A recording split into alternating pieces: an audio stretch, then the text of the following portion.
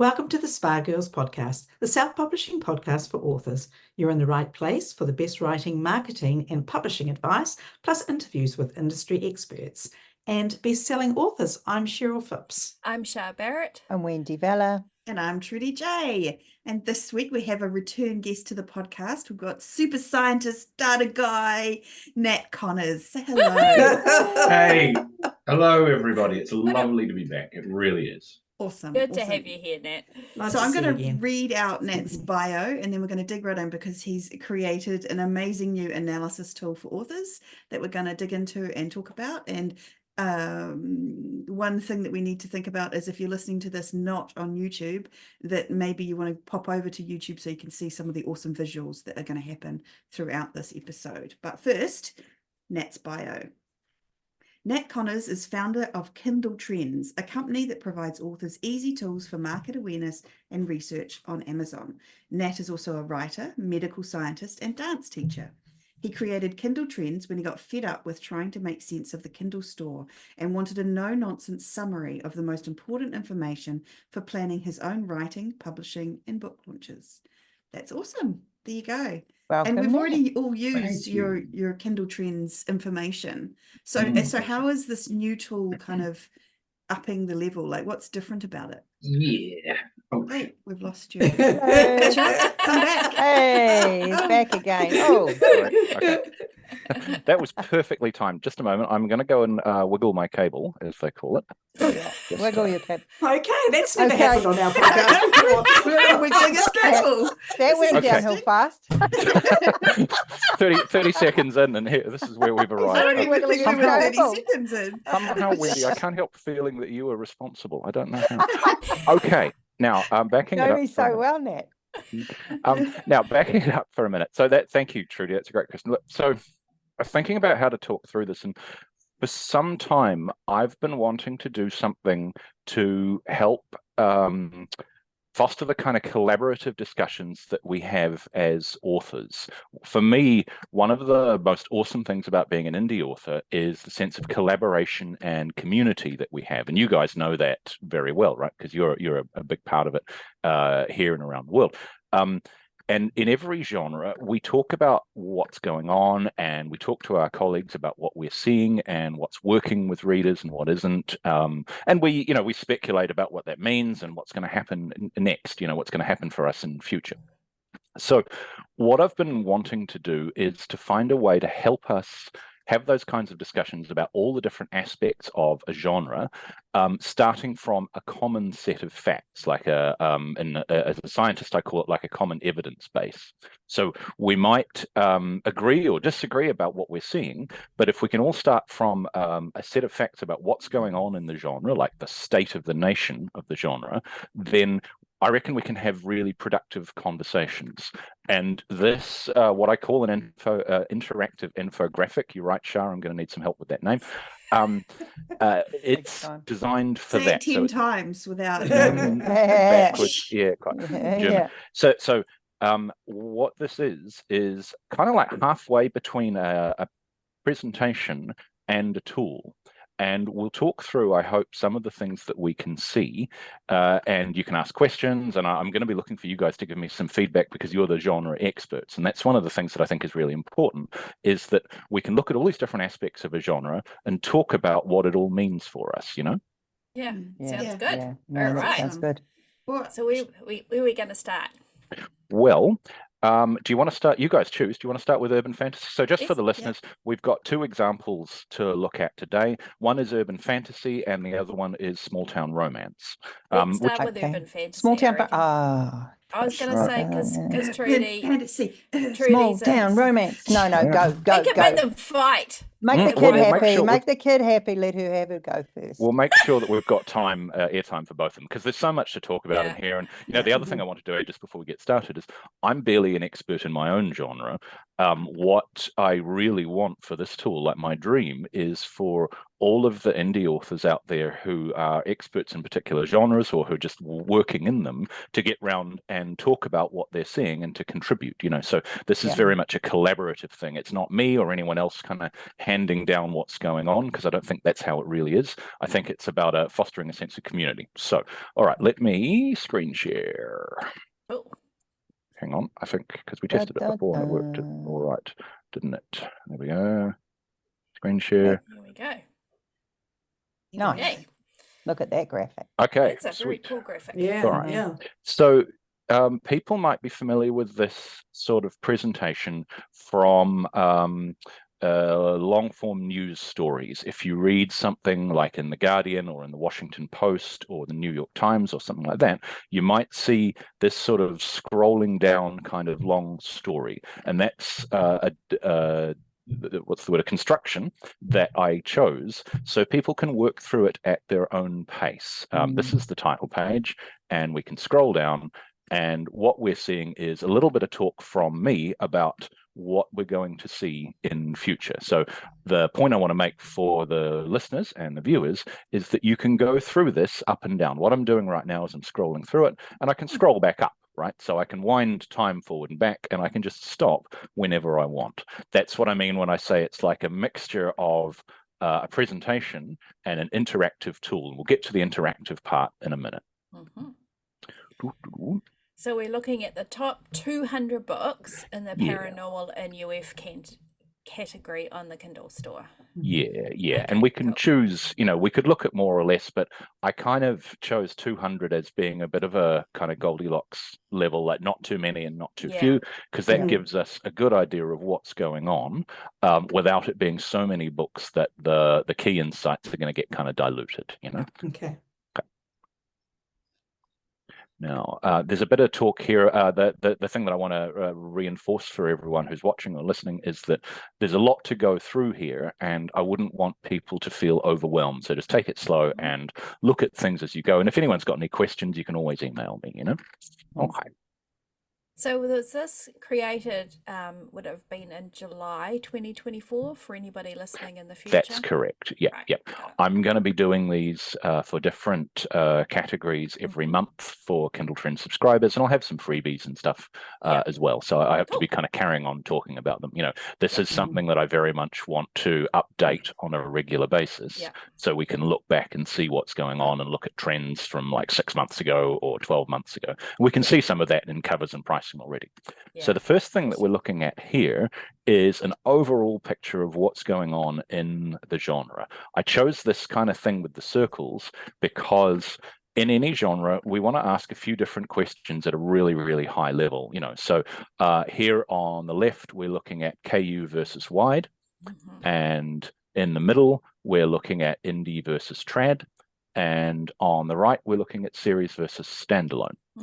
And what we can see is that in paranormal and UF, it's mostly KU. So what's that? 58% KU to 43% wide, mostly indie. So 60% indie versus about 40% trad, and almost all in series, and only a small number of standalones.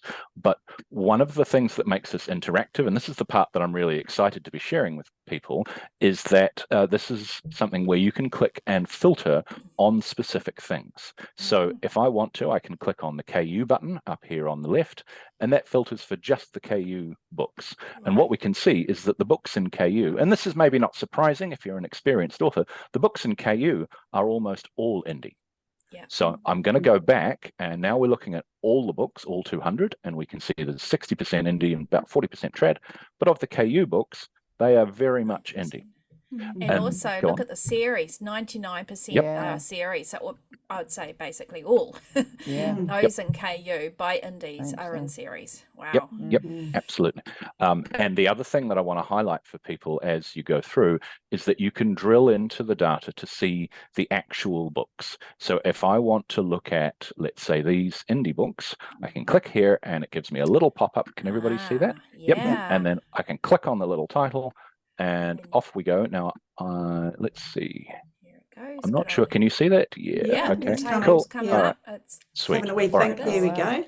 Yep. So this is a Wow. list of all the books, and this is something that's really, really important to me, is you've always got to be able to drill right down into the data to see it for yourself. I never want anybody to take my word for stuff. I always want them to challenge my view of things and to say, well, where's that coming from? Why does it look like that? What's going on? All that kind of thing.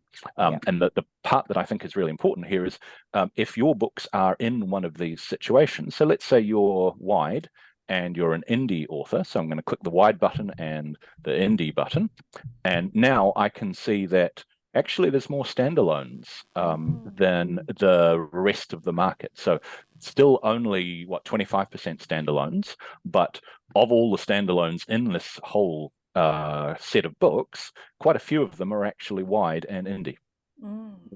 Interesting. So interesting, yeah. So the overall thing I'm trying to get to here for people is giving authors the ability to drill down into the market segment, I guess, that's really important to them and really relevant. Because a high level view of the market, like this high level view of the market, is great, but we always exist somewhere in the market, right? Like we've got a wide series, or we tend to prefer to write standalones, or we want a trad deal or something like that. So I really want people to be able to drill into the things that are most relevant to them, so they can see the data that's really, really relevant to them. Does that kind of make sense? Yeah, and I think especially when you're first starting out, this actually would be a very, very good tool to see where your book might stand the best chance. Yeah. To get you that leg up, help get you that leg up. And when you're starting out and we're trying to work out where you want to write, if you've got a few options in your head and you don't know which way to go. And what are the consequences? So Yeah. as we go through, we'll see the same thing for a bunch of different aspects of the market, prices and categories and yada yada. The other thing that I sort of want to highlight here is that we can filter for story elements or topics or tropes or anything really in the blurb or title. So if I'm writing, say, a UF with vampires in them, I can type vampire, and now it's filtering for all the vampire books. Oh, that is so cool. And so just to repeat what's on the screen, for the vampire, 41% are wide and 60% are in KU.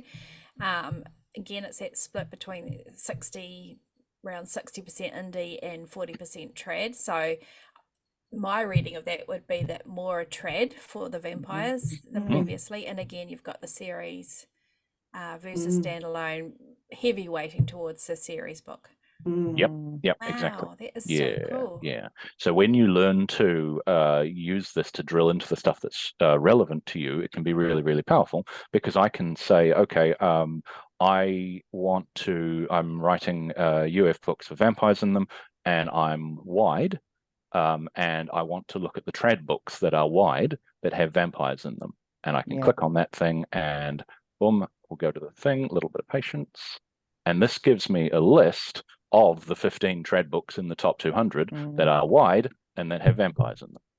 And that's my comps. That's the thing that I want to, I want to know about these authors. I want to look at their covers and all of those kinds of things, Even just knowing that 42 of the top 200 books have vampires in them is interesting.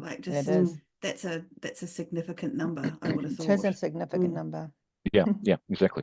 So another example, I guess, for UF, actually, Trudy, instead of me monologuing about UF, what's another popular character type in UF? It would be shifters. Shifters, okay. So we'll put shift. Okay. Shifters may be paranormal, but shifters. See if you.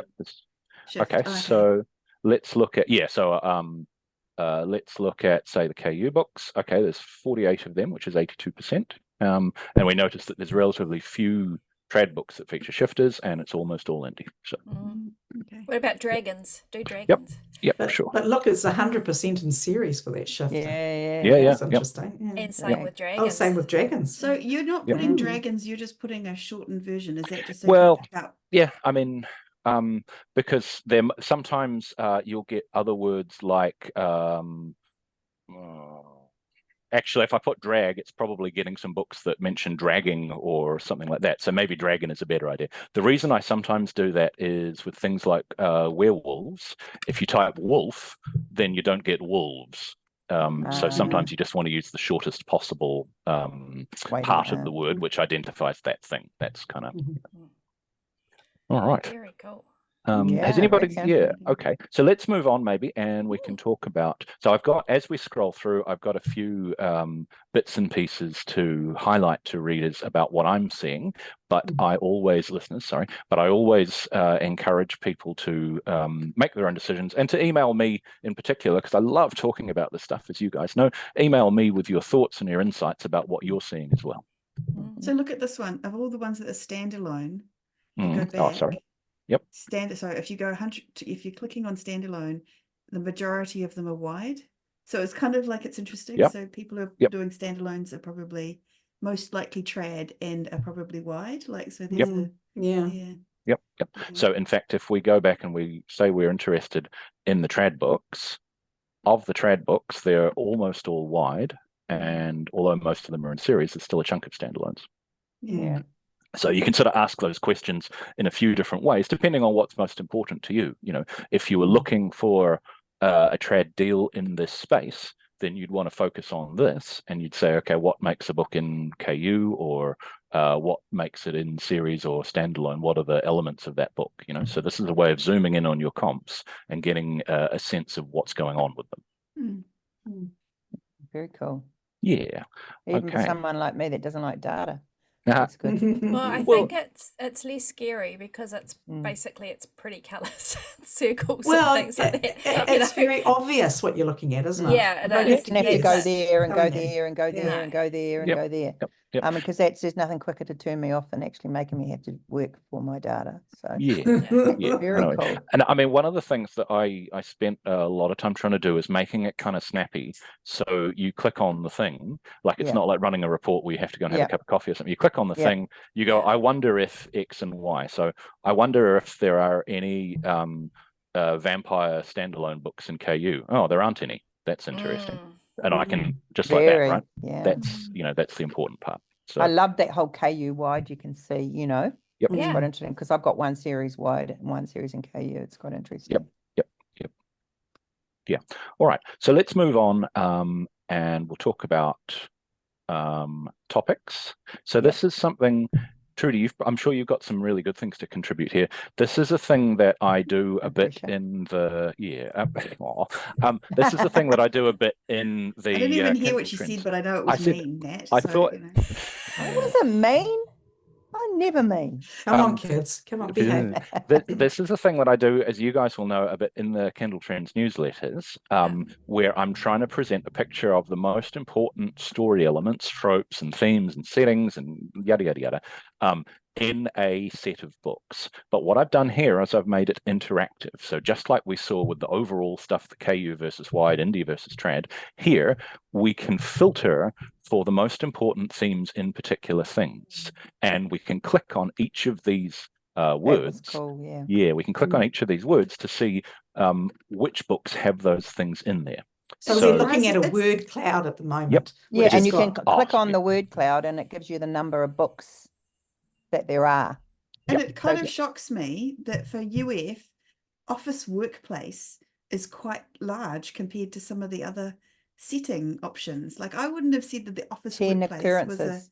was a 10. I suppose it's not so bad. That's true. I mean, it's sort of relative, you know. So if we're looking at different settings, school and academy is much more common than office and workplace. So 15% of the books in the top 200 have a school or academy setting.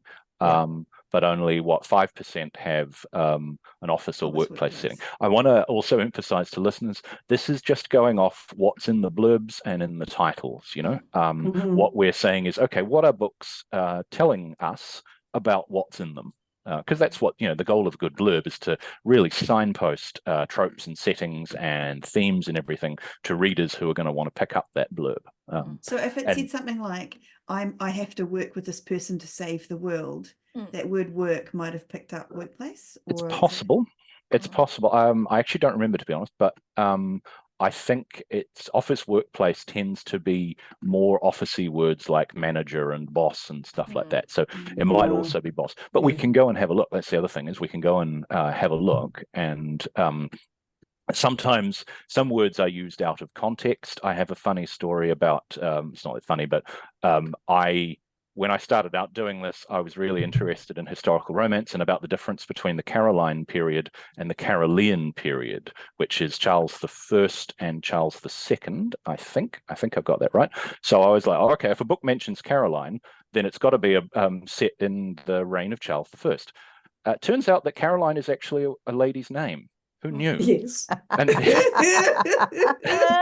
And so there's not a huge number of books set in the reign of Charles I as I thought. Actually, there's just quite a lot of books with a protagonist whose name is Caroline.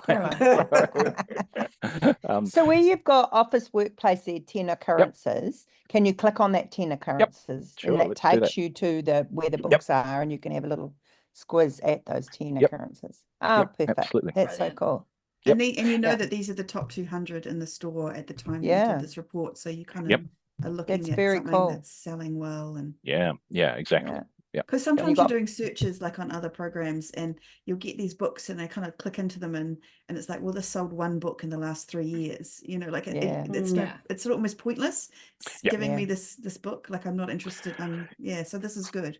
Yeah, totally. Well, that's the sort of Goldilocks thing I was saying before, that if you, as we've said before, sometimes if you just look at the top 100, then you can see a lot of things, you can miss a lot of stuff because they aren't necessarily representative, particularly in popular, fast-moving genres. That's not necessarily representative of everything that is selling, and it's not necessarily representative of the new things that are coming out, you know.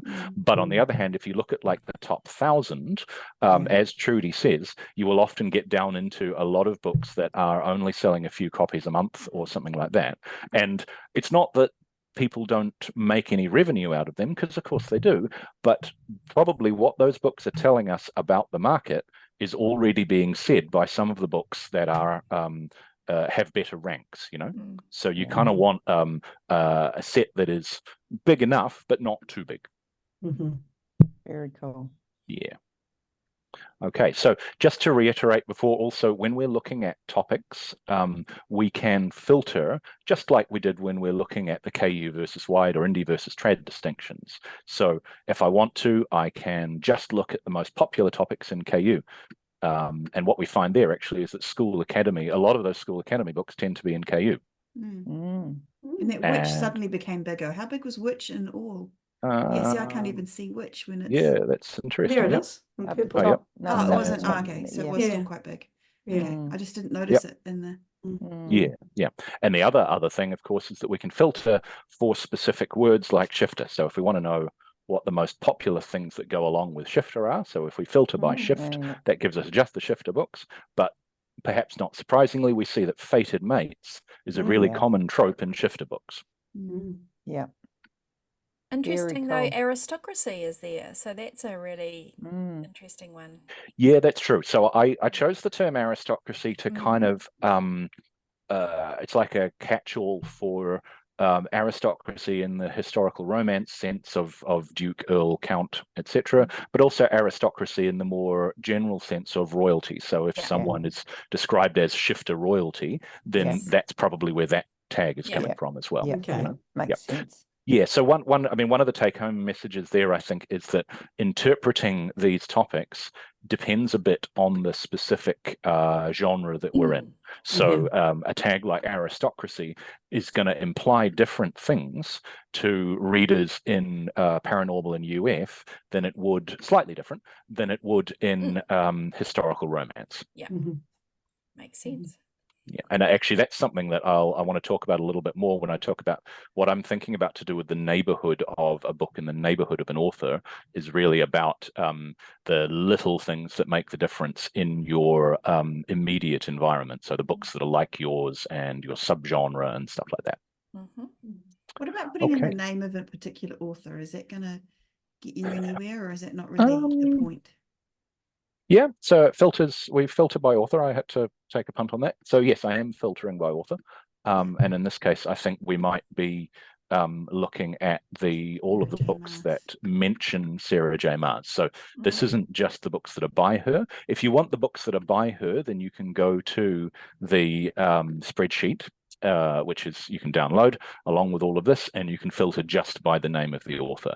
But here, what we're looking at is books that are either written by Sarah J. Maas or they mention Sarah J. Maas in the blurb, because listeners will know that sometimes in a blurb people will say a fantasy reminiscent of J.R.R. Tolkien or something like that. Right. Yeah. And in some genres that's a good idea, directly comparing your work to someone else's work. In some genres, I think maybe it's not such a good idea. Okay. Anybody else got any questions or thoughts about this, or should we move on? No, move Okay, on. cool. Yep. So, all right. Okay. So this plot is about sales ranks and longevity.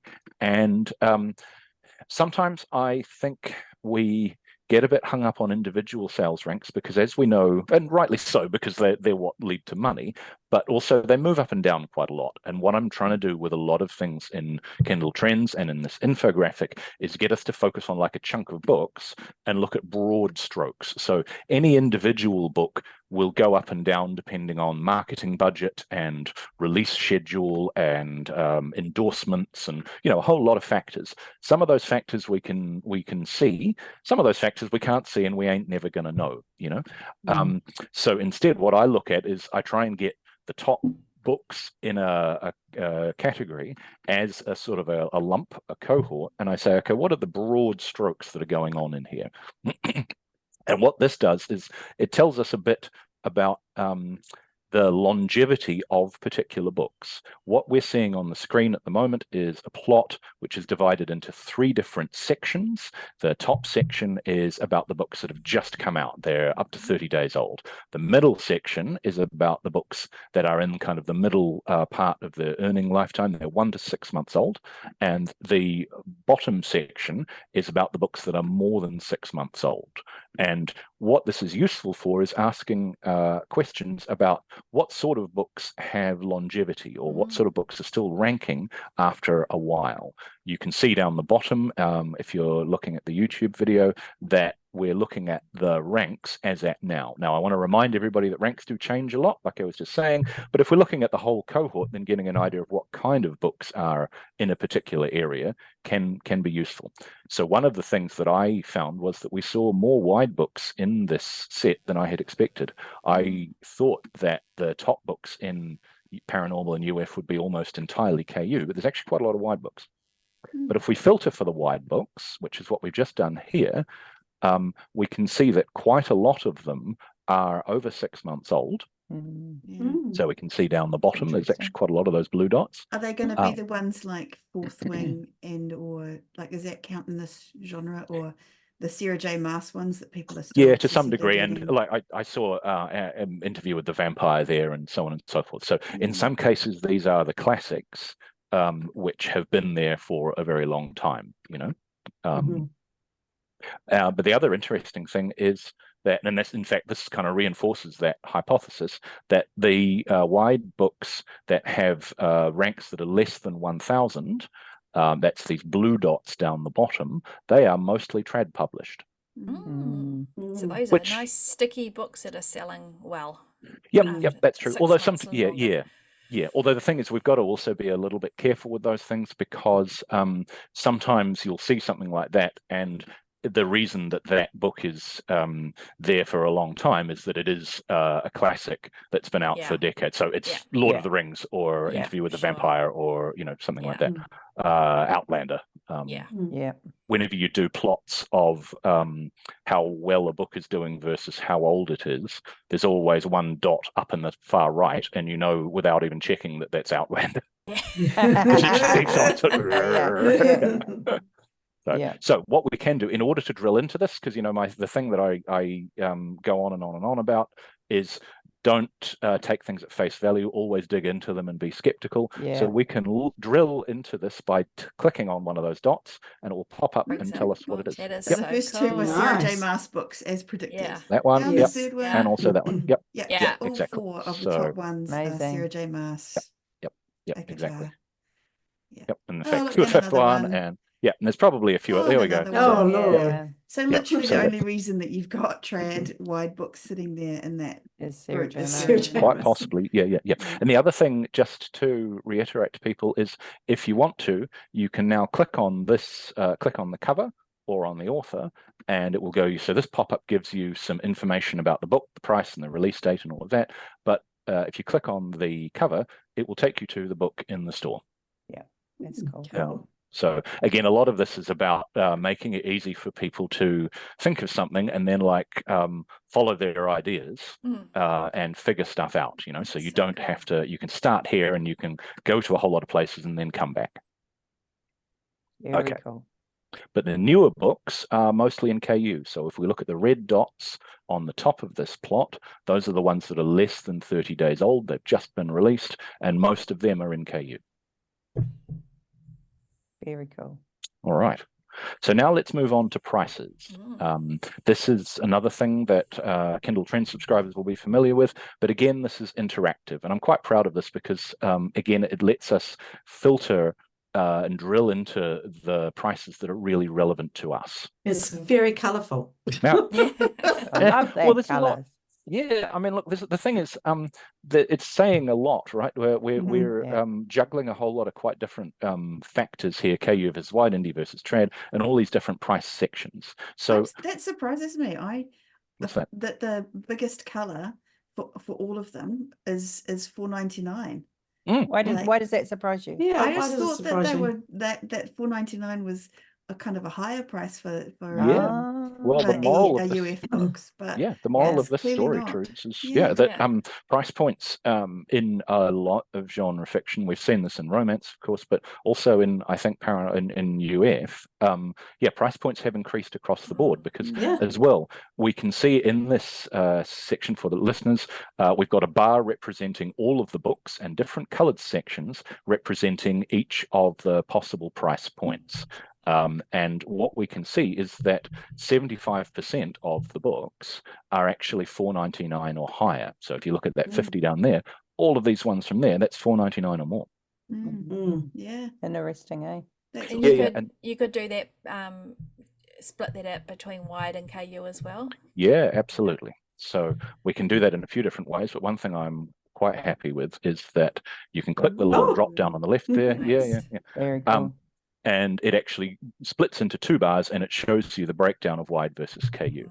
And it's maybe not, probably because of the Sarah J. Maas books, it's maybe not surprising that wide books tend to have a higher price point, and there's a big chunk of wide books that are $10 or more, and that's a lot of them will be the Sarah J. Maas books. So there's 25. Can we get rid of the trad books out of there? Sorry to interrupt you.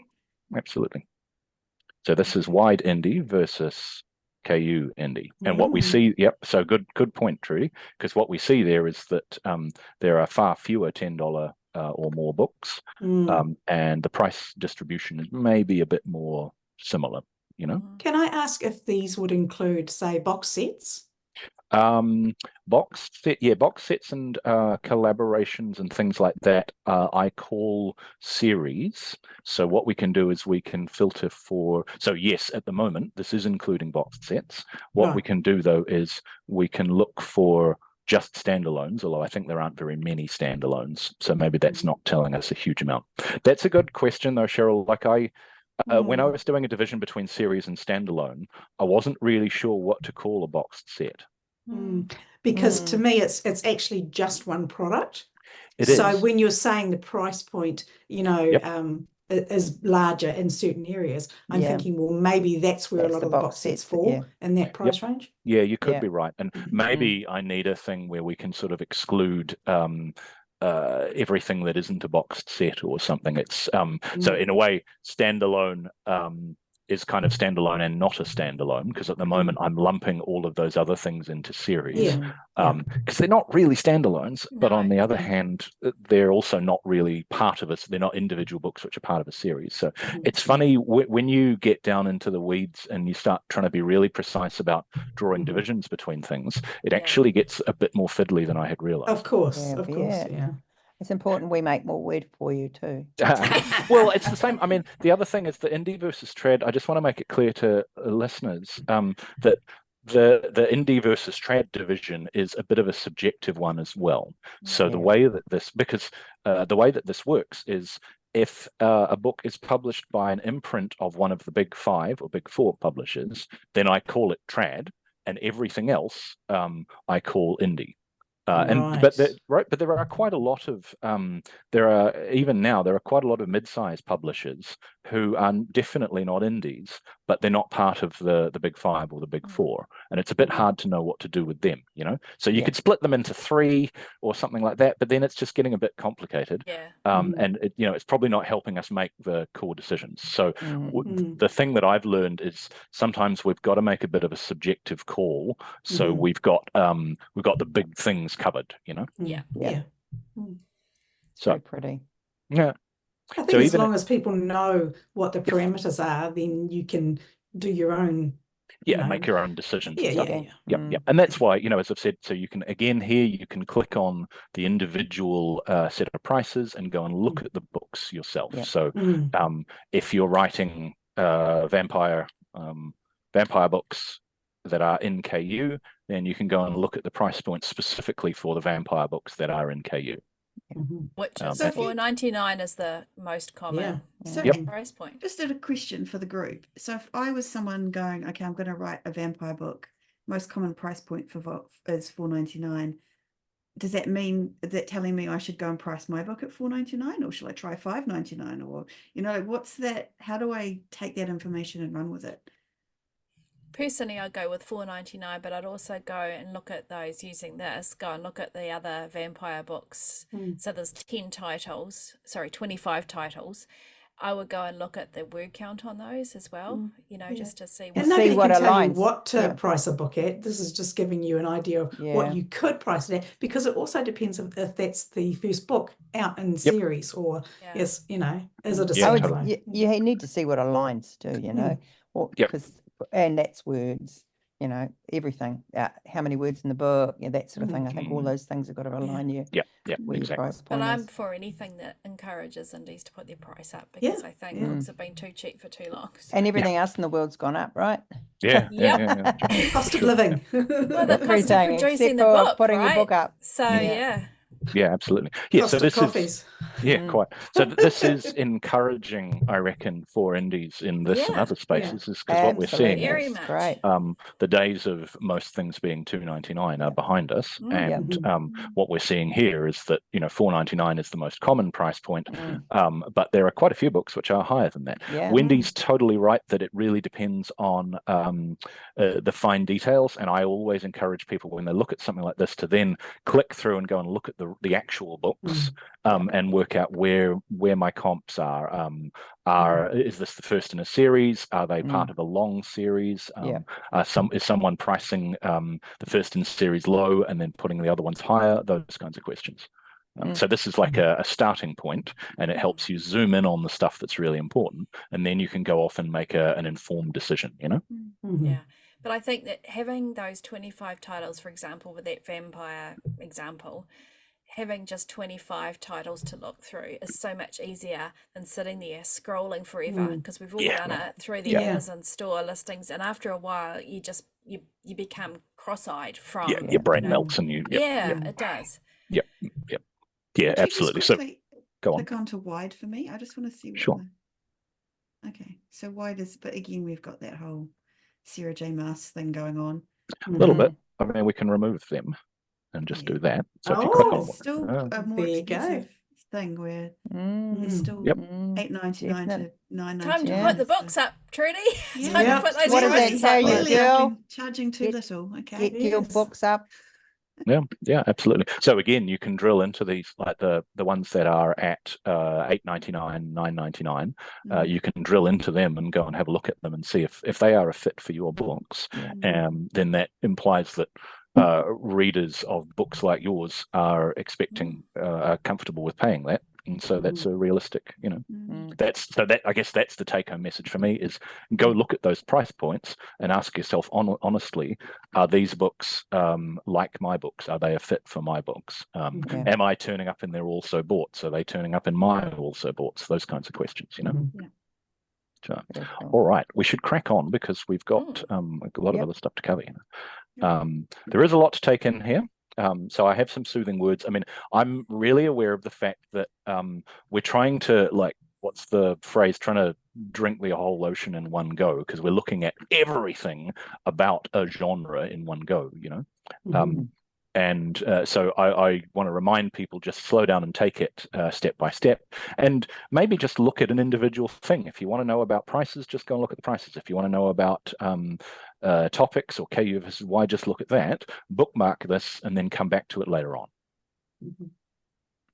Okay, so this is what we're looking at now is a plot of all of the different categories that are in the 200 books we have surveyed in paranormal and urban fantasy. And it took me a while to think about how best to sort of explain this, because it could easily get super complicated. But what I've done here is this plot is divided into blocks of different colors, and it shows you what the most popular categories are for those 200 books. We know that books don't have as many categories generally now as they used to, because of some changes that took place about, what, 6 months ago, I think. But it's still valuable to know what's going on in terms of categories. So you can drill into each of these blocks to look at the subcategories. What we just did there was we clicked on romance to look at the different categories that are underneath romance. We can see werewolves and shifters, witches and wizards, vampires, demons and devils, fantasy, also romantic suspense. And this can be a good way of becoming aware of categories that you didn't know really existed or weren't on your radar. So these are still categories within the urban fantasy? No, a lot of these, so no, that's the thing. Good question, Cheryl. A lot of these are categories that aren't underneath urban fantasy. They are other categories that books that are in urban fantasy also have, you know. So you might have an urban fantasy that has a mystery component. So your book is going to be in paranormal and urban fantasy, but it's also going to be in a mystery, thriller, and suspense subcat. Right, you know, Gotcha. or horror or something like that. So private investigators is a good one. So it turns out that if we click on this, we can drill in and we see that there are 3 books in paranormal and UF, which are also in mystery private investigators. So if you're writing a paranormal, if you're writing a UF book, about someone who is a supernatural PI, then you might want to go and look at those books. Very cool. So cool. Yeah. One of the things that I found in here that's quite interesting is how there are a lot of books in, so this is the Kindle ebooks category, paranormal and UF, but a lot of those books also have print editions, of course. And so this green box on the right-hand side represents the print categories that those books are in as well. And it's good to bear them in mind. So where it says cool. Kindle ebooks and books, so it's 173 Kindle ebooks and 123. So why is it not 200 Kindle ebooks? Is there some books that aren't in the Kindle ebooks category? Because this is the top 200, do you mean? Yeah. So like, shouldn't it be 200, or am I reading that Some wrong? of them might be traditional though. Yeah, well, some of them, the thing there is that not all the books, interestingly, are have their top 3 categories as Kindle ebooks categories. I see what you mean. Oh, wow. Yeah. So remember, and it's often quite difficult to interpret. So although books can have more than 3 categories now, they don't tend to have as many as they used to, and also the Amazon book details page, the page on the store, only shows the top 3. So what we're looking at here is the top 3, and what we're seeing there, Trude, which is a good question, is there's actually a cohort of books where the top 3 categories for that book are actually all in the print books structure. So, you know, it's you could go around and around in circles with these things a wee bit, but for me, the most important thing is getting a sense of what categories different books in UF are in, as well as UF, you know. So what else? We know that these are UF books, but what else are they? And the topics and the story elements that are in the blurb are one part of that, but also the categorization is another part of that. Very cool. Okay, so let's move on. I'm conscious of time here. Now, the next thing I want to show you, which I think a lot of people like, is covers. Again, if you're a Kindle Trends subscriber, you'll be familiar with this. This is a cover montage, but just like everything else, it's interactive. So we can get an idea of popular styles for particular covers.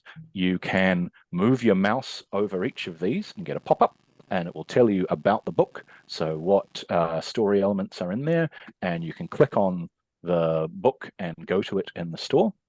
And just like the other things, you can filter. So here what I've done is I've filtered for the KU shifter books.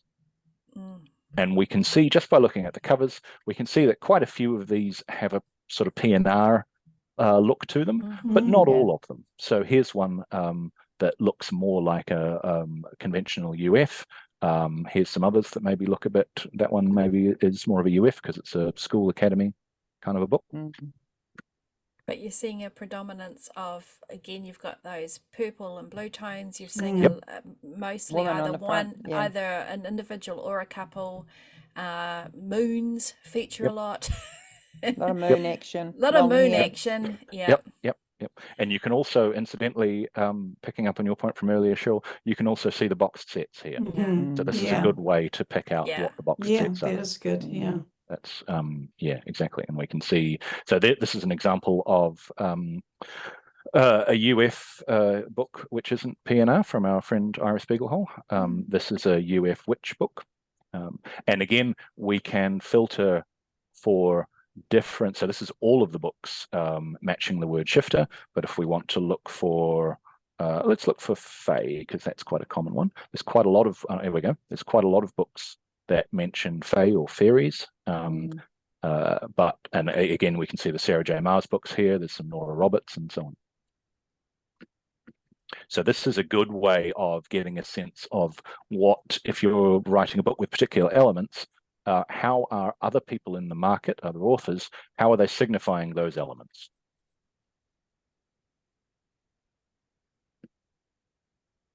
Very good. So a great way of you're thinking, okay, what's going to be on my cover, just to kind of, because you just have to look at that to get a sense.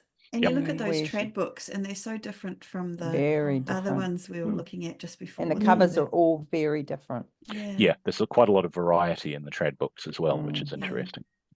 Yeah, exactly. So much of the woman standing on the cover with the moon in the background. Long hair, leather pants, holding a sword. Sword, yes. Purple or green in the background. That's interesting. Okay. Good. Cool. Very cool. All right. So the last thing that I wanted to reiterate for people, and we'll talk about this later maybe, is if we go down to the bottom, is that all of the data is available to people if they want to look at it themselves. I'm really, really big on this. I don't believe in sort of computer wizardry where you don't get to see how things work. So if you want, you can go and get the data in a spreadsheet, or you can download all of the blurbs, and that's always going to be there. So I really encourage people to go and get this information themselves and drill into it themselves and make their own decisions, you know?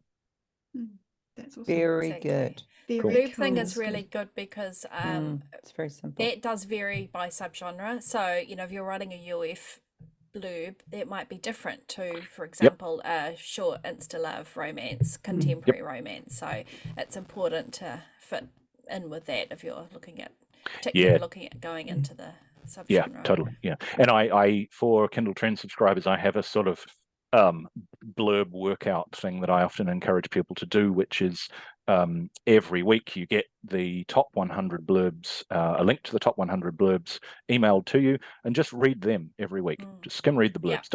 Don't do anything with them. Don't think deeply about them. Just skim them, ding, ding, ding, ding, ding, and let that kind of sink in, because those are blurbs written for books which are working for readers. Those books are selling because they're in the top 100, and that will give you some ideas, and it will sort of subconsciously, it's like a 15-minute exercise that you can do every week, and it will subconsciously get your brain into a space where you're picking up on structures and the kind of language that people are using.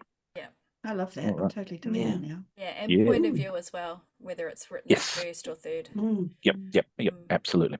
Shall we move on to Small Town? Let's do Small Town. Guys, Wendy will get very grumpy, and then Wendy doesn't get grumpy. She's always light and sweet all the time. I don't know who you think you are, but it's not that. Turn sideways. Let's see your nose. It's the way. it's the way you talk about yourself in the third person. Yeah. Like again, like Her Majesty the Queen. Actually. Yeah. Well, Funny, you know, there are parallels are being drawn, similarities. mate, but not by me. Spooky. Spooky. All right. The crowns in the post. Yeah. So let's move on to small town romance. And what we're going to see is a lot of the same sorts of things. So what I'll do this time is I won't explain quite so much of the machinery, and instead maybe we can talk a little bit more about what we're seeing. Okay, so let's scroll down a wee bit. Bear with me. Killing me. Pardon? That's very cool. It is. It's super cool. All right. So, Okay. this is, just to reiterate for anybody listening, this is the top 200 books in small town romance on the Amazon store as of July 2024. Yep. 81% of them are in KU, apparently. Yeah, which is interesting. So compared to Paranormal and UF, some of the things that we're seeing are a bit similar, like the KU indie breakdown, but we're seeing more standalones, slightly more standalones, so only 80%. Yeah, That's so interesting. All the things I'm not. Yeah. So if you go go wide, on, sorry. Just click wide. Sorry. Yep, sure. Cool. So much more standalones. It's still significantly more indie people than trad. Yep, that's true. Yep. What we'll see, though, I think, when we look at the covers, is I have noticed in small town romance and clean romance a lot more serials, that is, books rather than series. Serials in the sense of books which follow one couple through a series of different events over maybe 4 or 5 books. There's a few of them. Yeah, that's also coming up in short romance as well. So short romance, I did a similar thing with short romance a little while ago, and that for quite a long time was heavily Insta-Love and High Steam and Manchest, but there's now a significant cohort which is lower steam and serials with pictures of beach houses and umbrellas and things like that.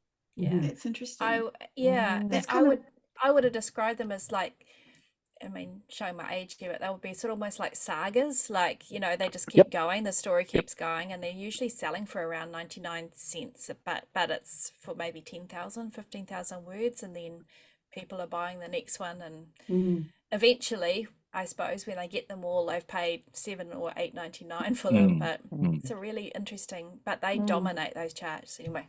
Side note. Bit of a different discipline. Yep.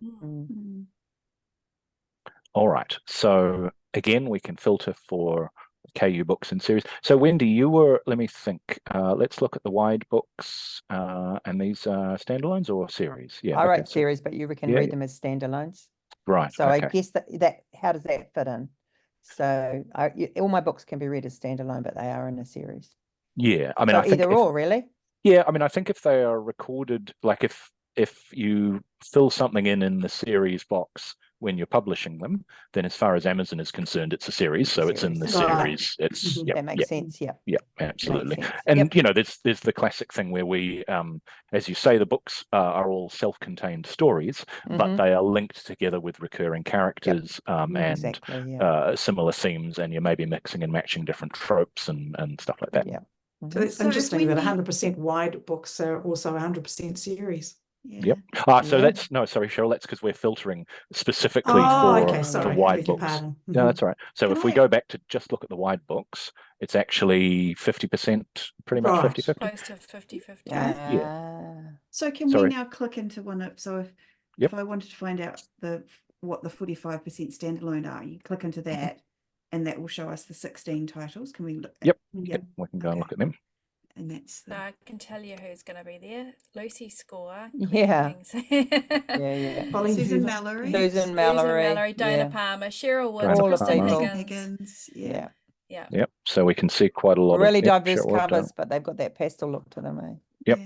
Ellen Hildebrand. Yep, exactly. And there's an Nora Roberts there. Yep, exactly. So we can really see one of the things in small town romance when we get to the covers is you can really see the tone and the themes being signposted crystal clear on the covers, you know. Except for my books, however, they're not.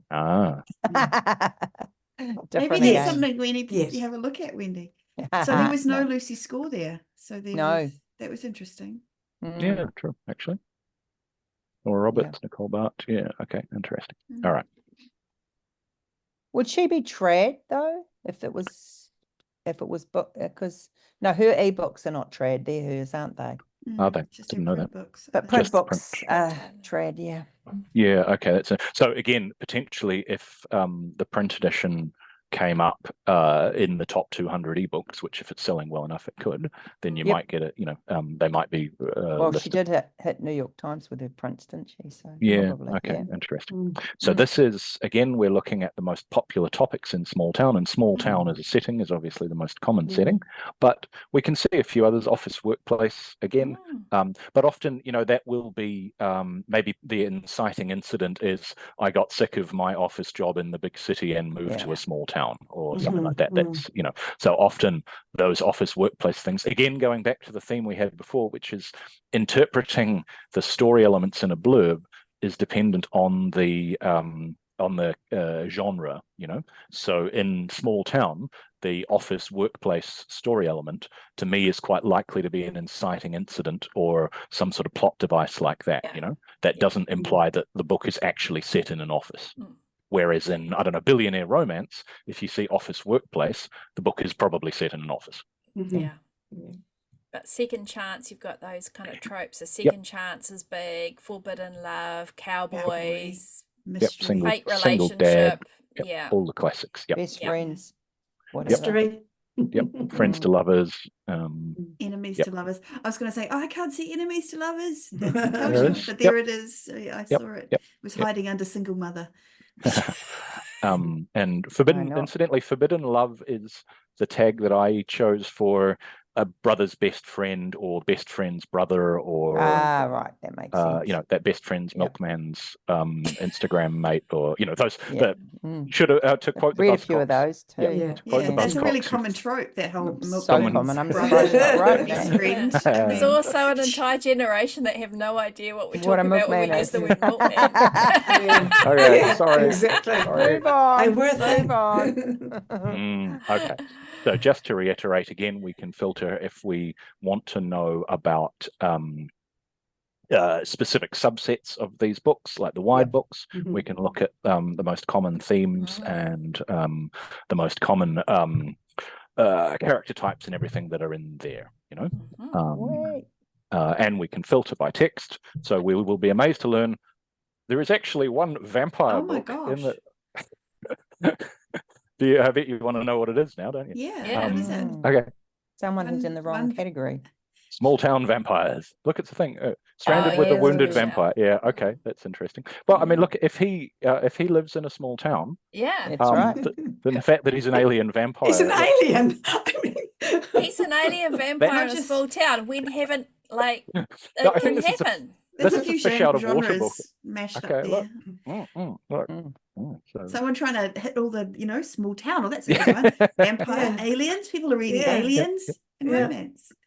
Okay, so we've talked a little bit about some of the different popular tropes. And again, for listeners or viewers, if you're writing a particular trope like single dad or something like that, you can click on that and go and look at the books in this category which include that trope. And those are great ones. If you subscribe to KU, those are great ones for you to go and read to see how people develop that trope and what the emotional payoffs are and stuff like that, you know. So if you want to write a trope that you're not familiar with, this is a really great way of digging into it and getting the right books to read. You know, so a lot of what I do in Kindle Trends is about making your time, research time, more efficient. Yeah, that's brilliant, actually. Like, if you're going to write that trope, go read all the books. And there are those 14 books, and nice and easy. Exactly. Oh gosh, genius. Yeah, really glad you like it. So one of the things I was thinking before is this discussion and collaboration is kind of our secret weapon as indies. It's what we have instead of multi-million-dollar advertising budgets and agents who have offices on Fifth Avenue and stuff like that. I mean, probably Wendy's got an agent who has an office on Fifth Avenue, but for the rest of us, our ability to talk to each other and to share information and to lift everybody up at the same time by doing that sharing, that's the thing that we have. And so what I'm trying to do here a lot is to facilitate that and to make it easier and more effective. Yeah. Right. It's very cool. Yeah. So again, if we are looking at a specific type of book, like a second chance book that is in KU, then we can filter for just them, and we can look at the ranks and we say, okay, what are the second chance books that are in KU that have longevity? And here's a few of them. There's some Manchester, interesting. But we can also see, so that's an illustrated cover. Those are coming to yeah, the they front are. now. Yep. Yep, they are. So we'll see, if we scroll down in a little bit to covers, we'll see the same sort of thing. So here we're looking at prices again. And again, in small town, we can see that $4.99 is a really common price point, particularly for indies and KU. And in fact, yep, $4.99 is the most common price point across the board as well, which is, I think, encouraging. Interesting. What are yours, Wendy? They are more than $4.99. What are they? Yeah. They are $4.99. Okay. You should put them up. You should put them to $5.99. I've just decided. Right. Well, is that because that says that $4.99 is the best, or no? I just think there's a large chunk also at $5.99. I think you should be in the $5.99. Righto. We all know that the best business decisions are made on the spur of the moment, just like totally. It's using your intuition. It's your gut knows best. buddy. Or when your boss tells you. I'm going to put them all up. I've decided. Good on you. It's good. So a lot of what I amazing, that $4.99 price point there. Yep, exactly. And just to reiterate, if we want, we can filter. We can split out the price distinctions between KU and wide. Or between indie and trad, or between series and standalone. There's still a significant number of them at 99 cents, though. Yeah, that's what's sad. Yeah, but then I think that's 99 first cents. in series. Yeah, first in series. I mean, we all do that. You know you have promos. You know. Okay. So what about first in series? So you haven't included there are none that are free. I suppose there can't be on the top. No, because they're not in the free. Yep, exactly. Different set of rankings. Okay. But yeah, that's a good point. The other thing is be wary of the fact that some of those books will not be permanently at 99 cents. It may be a promo. Because that's not obvious. You know, there's no way to tell definitively from looking at a book on the store whether it's on promo or not. Sometimes you can kind of get a sense, but there's no cut and dried sticker or something like that that we can kind of grab. So. But you do see it, like if you're someone who's regularly looking at it, like one week a book will be high and then the next week it's not there anymore. There's that's constantly. Yeah, absolutely. So one of the things that I'm working on at the moment, don't tell anyone, is a way of tracking what's going on in promo emails. So BookBubs and stuff like that, getting those emails and then looking at the books that are in them, the ASINs, and then recording them. So we can annotate this information and say, actually, this book here had a BookBub last week. Or the week before, or it was, or it was in this genre specific newsletter. I'm going to need help from you guys to tell me about the right sort of promo newsletters and stuff like that. But that's a piece of information that I think is really good if we can add that to what we're seeing here, because it will help you interpret a whole bunch of things, price changes, rank changes, all that kind of thing, and we all sign up to promo emails, but there's so much stuff in them and you can't remember it all and all of that, absolutely. So it's more useful to be able to say, when was this book last promoted and what was the promotion? Or show me a list of all of the small town books that have gotten BookBubs in the last month. Wow, that would be lovely. Yeah. This is interesting. So the category section that you've just come up to, it's got fewer. There's really only, 2 big ones for the ebooks and one main one for the books. That's true, although that might be a consequence of the category structure more than the books, if you see what I mean. So that might just be, because remember, this is the small town romance category that we're looking at. So it's not much of a surprise that most of the books have their top 3 categories being romance or romance associated. So even even under literature and fiction, because there are like the category structure, as many readers and listeners will know, is quite kind of convoluted. Under literature and fiction, there is also contemporary fiction and romance. Mm.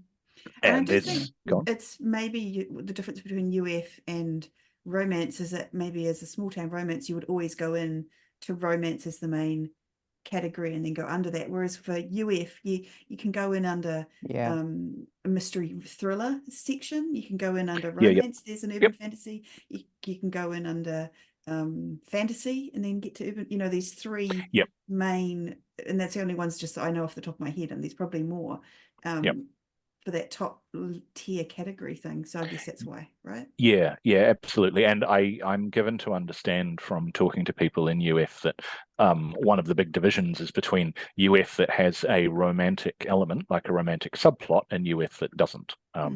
So one of the things I've tried to do in Kindle Trends is to give people the ability to split them out. And the way that works is if you have a romance associated trope or story element like enemies to lovers or something like that, then you say, okay, that book has a romantic subplot because it mentions enemies to lovers. And if you don't have any of if you don't mention any romance words or romance tropes in the blurb in your UF book, then that means it probably doesn't have a romance element. Well, you're not very good at writing blurbs. Maybe, but I mean, if you're in the top 200, you can't be useless. Can't be that bad at it. Working, whatever you're doing, you know. The other big separation I would say is also a female protagonist versus a male protagonist, main protagonist. There's a lot of the male protagonist UF are quite different from the female protagonist. That's true. That's true. And I wonder, sometimes we can work that out by looking at the cover. But one of the issues with working out what the things about the protagonist from the blurb is often the names. So in kind of contemporary romance, people will often have names where it's fairly obvious what they do and who they are, whereas in science fiction and in UF they might not, you know. So it's a bit hard to tell. So one of the things I wanted to draw people's attention to here is that there is a small town and rural category underneath literature and fiction. Really? Yeah. Now, interestingly, there's not a huge number of books that are in it in this set, but it exists. But there's also a lot of other things we can see here, religious and inspirational. So there's some here in Christian fiction, and some also in sort of family life and westerns. There's some sagas. That's interesting. So there is a sagas category, and if you want to see what's in there, you can go and look in there. Wowzers. I wouldn't have described any of those as sagas. No, interestingly, there's some Manchester. So, I mean, that's part of the problem, as we know, is that categories aren't always a great descriptor of what's in a book. That was my raison d'etre for doing the whole thing with the topic tags and everything was, you can't always trust a category to be, it's very difficult, but there's a lot of things in categories which most readers and authors would not say were part of whatever that category is. So you got to take categories with a grain of salt, and that's why I've tried to make it as easy as possible to click through and go and look at the data and discard it if it doesn't make sense or it's bogus or it's just not what you were looking for. And that doesn't, just for anybody that's newer to this, it doesn't mean that those authors have deliberately put their books in that category, that they might have just been the Amazon gods can sometimes shuffle the deck. Weird and wonderful things. Absolutely. And we try to categorize our books in the way that is going to appeal to readers and is going to help our readers find our books, but sometimes it's very difficult to do, and sometimes the rules are opaque and we don't have a list of words to either include or exclude if we want to make sure we're in specific categories or not. It's it is really difficult in that sense. Okay, so let's look at covers. Let's look at covers. Yes, that's what I've been looking forward to. So what I did here was I searched for beach, and we can see some specific. These I think are the kind of serials that Grace I was Myers talking and about. Sage Parker, those guys are dominating. Absolutely. So kind of form their own little subcategory, those ones. Yeah, interestingly. And you can sort of really tell that these are serials rather than series because they actually have the same title and different series branding. Yeah, and the same, like exactly the same cover, just different colors for the font, whereas if you were writing a series in the normal, I know, interesting. If you're writing a series in the normal sense, you would try and have things that were thematically linked and very obviously in a series, but you wouldn't have the same image. The other thing that we can see here is a bit more, admittedly, these are, I think, part of the same series or some other kind of like a collaboration, but we can see some more illustrated covers coming in here as well. Yeah. And if we go back to all the covers, we can see there is a bit of a mixture of, there's some man chest, but as you're stranded with a wounded vampire, but there's also a reasonable amount of the what's the word? Landscape. Landscape covers, I guess. It might be a good. Yeah. A lot of the single men on the covers too. Yeah, that's true. Not quite as Not so many many as I would have couples. expected, though. No. Down the bottom at the last 2 rows more. Yeah. If you look at those down there. Yep. But not as much. But there's quite a mix. Like it's a huge mix. There's no actual. There's one of Lucy's is sitting there. Maggie moves on, but that's a trad. But at the top. Okay. So if we look at the trad books. Yeah, there she goes. Yeah, and but none of her other ones are there. Yeah. That's a real mixture, isn't it? Gosh, the Thornbirds. Now that's a wow, that's a real old one. Yeah, exactly. So that again, that's why you've got to not take things at face value and sort of drill into them, because you're right, you will get Lucy Score and Colleen McCulloch and so forth, who are still massively popular, but the cover design isn't something that you would necessarily take on as an influence these days, we can also see a few more wide, although we can also see a few more of those illustrated covers, which I think is a bit of a new trend for contemporary, well, maybe less for contemporary romance, but a new trend for some romance subgenres. I haven't seen it in Small Town before. Was that indie that we were on before with the series ones, or was that just let's have a look. So this is all the indies. Okay, there's a lot more of those ones. Yep, there's a few box sets. We can see a few box sets there. Yeah, and one thing that I have noticed seems to have disappeared is the floating heads above a landscape cover design. Do you know the one I mean, where you got the 2 heads and then floating I never heads, liked those. a gradient at the bottom. They were weird. But I also think if you've got I did them existing books and existing don't be offended catalog, anyone who's used them. No, I use them. I've used them. They worked at the time, right? But like as we've said before, there are cover trends, and this is, even if you're not necessarily looking at this for anything else, just this alone will tell you whether maybe it's time to relook at your covers, because they do change. Constantly.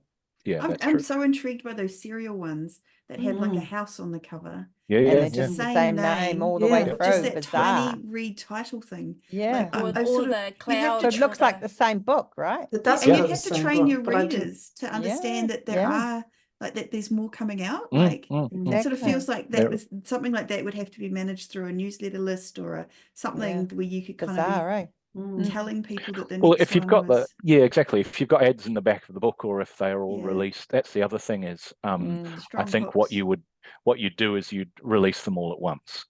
You wouldn't release these like one every month or something, because then people would be like, oh, hang on, haven't I already got that book? Or, you wouldn't be able to remember after a month of reading whether you had the purple one or the orange one or whatever. I note though that interestingly, book 1 in this series is 99 cents, book 2 is 99 cents, but some of the others are $2.99. Book 4 is 99 cents. That's interesting. So there's a bit of a difference in pricing across this this group of serials. Yep. And possibly same with the Grace Myers ones. That's book 6, book 2, book 3. Book 1, 99 cents. So it's not necessarily my jam, but I of course have read them because, or at least the first few, for market research, and I think what they are is an excellent example of keeping, like, we should all be reading the first ones of those, particularly Grace Myers and Sage Parker, because it's a lesson in how to keep people reading on. They don't want to, you have a story within that that section, if you like, I call it a section of a story of that particular file, that particular book. But you have to read on for the rest of it, and it's got its own audience. It's really interesting. Are they? Is that what short romance would be? Like, are they considered short romance? Short romance is usually it's in a whole story within that. Now, yes, you still need to hook them in to get it, but it's usually hooking into the next couple. These books are often about a family, often about an older woman's kind of journey. So I'd say it strays into more women's fiction, but there is usually a romantic element in there. But it's a really good lesson on keeping people reading on, because there is, however, Shah, a cohort of those in the short romance categories now, though. Because I did. I'll at some point offline, I'll send you the 2-hour romance infographic, and you'll see them there. And I think it might actually be Sage Parker and some others.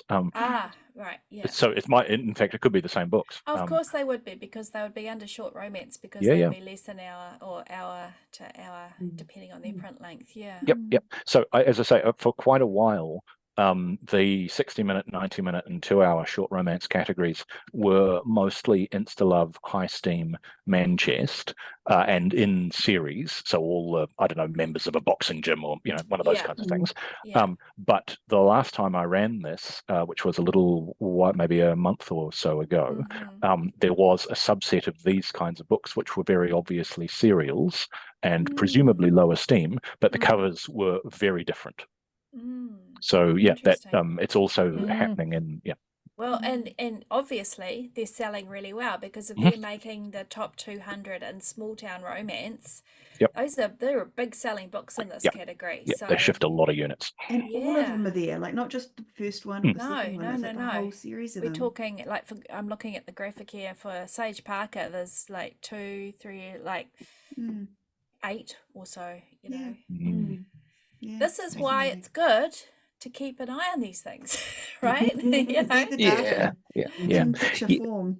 Yeah, well, that's the thing. It's very, like, we always talk about how much we have to do research, but it's very time consuming, and it can take time away from reading and doing all of the other things that we have to do in living our lives, and writing, of course. Going to do writing. But exactly. I know. So one of the things that I've tried to do, and you guys know this with Kindle Trends and with this infographic, is to make your research time as efficient as possible. If you spend an hour doing stuff, like if you spend an hour mucking about with this and looking at things, I really hope that it's going to be much more productive than an hour spent looking at the Kindle Store on its own, or those kinds of things. So I'm trying to multiply people's efficiency when it comes to their research time. Brilliant. Awesome. So how much more have we got to go here? Well, I was just wondering about the time. So the last thing I wanted to talk about, just very, very briefly, this is a bit of a brain buster, so I've left it to last. It's what I call the topic map, and it looks scary. I know it looks scary, but bear with me on this one. I was going to say, it's like the old days. I miss Yesiv. I've been thinking about Yesiv for also boards. It might be a thing, but this is basically Yesiv for topics and themes in books. And the reason I was doing this was I spent a long time trying to, like a lot of these things, it comes out of a problem that is bugging me, and I need to find a way to solve it. And the problem that was bugging me here was what goes with what. So so I've got a second chance book. What are the other tropes or the other themes that a second chance book in small town has in it? What we see here is that the second chance trope goes with forbidden love quite a bit, and it also goes with animal, and it goes with mystery, and it goes a bit with friendship. It's cool. So so this gives us the ability. It takes a little bit of time for people to get their heads around how to use it, but I think that if you are looking for mixtures of elements, I think it's really powerful. And I think it does something that there's no other easy way to do, which is to say what goes with what. So if I'm looking in KU, I'm looking for the second chance books that are in KU, and I'm saying, okay, what are the other things that go with them? Animals, suspense, crime. So you're kind of looking at the same size dot kind of thing, like you're at the... So the bigger the dot, the more popular a particular thing is. And the thicker the line, the more books there are that share those two things. I'm with you. So so there's a big line between second chance and mystery. And that's probably because if this is a second chance romance, why is it the second chance? Why did they break up the first time? That's a mystery, you know. Yes. So that's maybe not surprising. But what that tells us is that if we're going to write a second chance romance, we should probably include an element of mystery to keep the reader kind of guessing about why these people broke up, or how they're going to get back together, or how is it going to work this time when it evidently didn't work the last time, you know, those kinds of things. So I think this is a really powerful tool if we can learn to use it, because it helps us understand how to put together story elements. And no book is just one story element. Every story has a mixture of different elements, themes and settings and tropes and character types and da-da-da-da. And that's why I think this is a cool idea. And I'd like to see people play with it a bit more and give me some feedback on it and all that kind of stuff. It's cool. I love that. That's my favorite bit. Cool. Yeah. You like is it like it dots, the lines? You like the connections? I just like the connections. I like being able to click on something and go, oh, look, that's all connected there. I can see Wendy's eyes glazing over because Wendy doesn't do connections on maps and things like that. That's okay. It's not all about me. Did you No, but I'm just saying we're all drawn to different ways of how information is displayed, right? It's fascinating. Well, you will laugh, but actually this came out of something that I did in my medical research when I was a cancer researcher, that I did a lot of these kinds of diagrams and spent about 10 years staring at them. So I've kind of had this on the brain for about 20 years or so, and I'm glad to be able to use it in this kind of in a storytelling sense. So it's cool when you you get one skill in one part of your life, and then later on you're like, wait, I've got this problem, you know, how do we work out what goes into different books? And you think, well, hang on, I can use the skill in that way.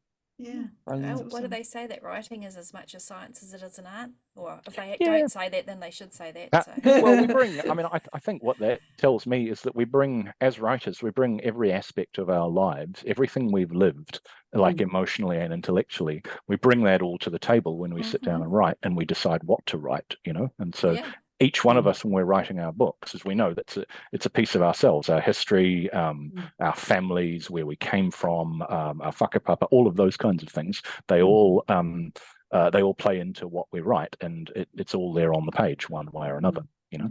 And the thing that I was thinking about when I was doing this was this idea of like the neighborhood of your books. So the neighborhood of your books for me is not just your genre or your subgenre, but it's also all of the other things around that. The visual language, like if we were looking at the covers, the visual language that people who make books like yours use to indicate things. It's the words that readers or reviewers will use when they're talking about why they like your books, you know. It's the way that you communicate what's going on in a book through the cover, but the blurb as well. So in a way, I like thinking, now sometimes we could just say, well, this is just genre expectations, but I like using the word neighborhood because it reminds me of a few things. One, it's really local. It's very specific to my books and the people around me. It's made up by people's decisions. It's not kind of handed down from on high. And also it's constantly changing. Just like your physical neighborhood, it's always changing because of what other people are doing. And if there's one thing that I have tried to do with Kindletrends and now with this infographic, it's to make it easy for us to kind of keep up with what's going on in our neighborhood. Yeah. That's awesome. I like that. Love that. That's fantastic. And that's a great place to end what has been a very long podcast, but really, really interesting. It's time has flown by. I can't believe how long it's actually been. Accidentally. But it's been really super awesome to have you back on the show. Thanks so much, guys. It's always so much fun. I really like, maybe you should call it the neighborhood or something like that. Yeah, I like that. Instead of an interactive infographic. I don't know. Then the question is, how do you spell neighborhood? What about snap trends? Yeah, the world revolves around the United States, guys. I'm not any happier about it than anybody else. That's how it is. So how do people find out, like, how do people access this? Tell us all. Or find you. Or... Yep. So if people go to kindletrends.com, then they'll get information about Kindle Trends, the data-driven author newsletter, which is where all this data comes from. We'll put the links to these two infographics in the show notes, I hope. And if anyone's got any questions, you can always email me at nat@kindletrends.com. and we can talk about what it all means and why we're doing it. The other thing I wanted to mention, if I could have 30 seconds, is that I've got a special offer for Spa Girls podcast listeners and readers. And normally Kindletrends is $15 US a month, but if you sign up using the code SPA, then you will get it for the rinky-dink price of $10 US a month forever. Nice. Oh, Wow. Thank Never you. changes. You cannot beat that. No, go Come now. on. Anyway, so that's 30%. awesome. And you know what? You 30% only off. have to sell 2 books with the information, like, to up your game, and you've paid for it. Yeah. Like I said to you guys, I want it to be blindingly obvious value for money. And if it's not blindingly obvious, I'll just give you your money back. It's fine. But what I hope is it will save you 2 hours work a month, and then it's paying for itself. Absolutely. Nice. Absolutely. Yeah. Well done. If you want to, so go to spargirlspodcast.com for the show notes, and also if you're watching this on YouTube, in the show notes I'll put all those links as well. And if you'd like to support the show, come along to patreon.com and look at our wares. Check us out. It's Spa Girls Podcast. Yes. Not all of our wares, maybe just our book links and information. It's like a higher tier or something. Yeah, it's a special. Quite an expensive tier, that one. All right. Where's the credit card? Thank you all for listening to another episode. So much, guys. Ka kite. Thank you for listening to another episode of the Spa Girls Podcast. We'll be back again next week with another episode, but for now, farewell. Be well. Bye. Bye. Bye.